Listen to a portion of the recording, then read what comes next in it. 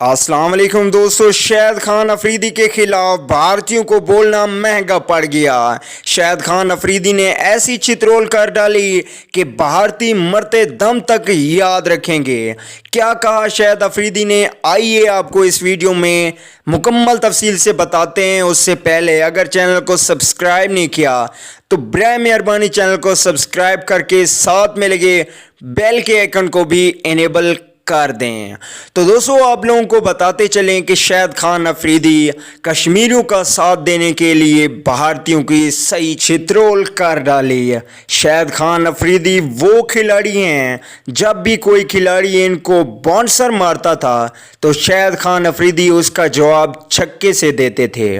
और पाकिस्तानी कौम भी यही कहती है, अगर ईंट मारोगे तो हम उसका जवाब पत्थर से देंगे। तो दोस्तों कमेंट में शाहिद अफरीदी का साथ देने के लिए भारतीयों के खिलाफ जितना हो सकता है उतने कमेंट करें और शाहिद अफरीदी जिंदाबाद ज़रूर लिखें। तो दोस्तों शाहिद खान अफरीदी एक ज़बरदस्त खिलाड़ी हैं और पाकिस्तान कौम के लिए एक हीरो हैं। शाहिद खान अफरीदी ने नरेंद्र मोदी को जवाब देते हुए कहा, जो कि इस वक्त भारत के वज़ीर आज़म हैं और एक हिटलर हैं, उनको कहा कि मोदी तुमने भी एक दिन मरना है और मैंने भी एक दिन मरना है। जब तुम मरोगे तो लोग तुम्हें हिटलर के नाम से पुकारेंगे। तो दोस्तों शाहिद खान अफरीदी बिल्कुल सही कह रहे हैं, जब मोदी मरेगा तो हिटलर के नाम से मरेगा। और दोस्तों जब कोई मुसलमान शहीद होता है तो उसे जन्नत नसीब होती है, और जब मोदी मरेगा तो उसको दोज़ख नसीब होगी।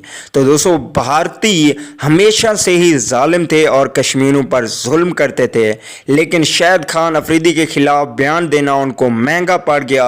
और शाहिद खान अफरीदी की बहुत ही ज़्यादा चित्रोल के बाद अब भारत मुज़ाकरात पे आ गया है और आइंदा हफ्ते पाकिस्तान और भारत के दरमियान मुज़ाकरात होंगे और ये मुज़ाकरात वाघा बॉर्डर पे होंगे और ये भारतीय हदूद में मुज़ाकरात किए जाएंगे। तो दोस्तों अगर वीडियो अच्छी लगे तो लाइक कर दें। अगली वीडियो तक के लिए इजाज़त दीजिए।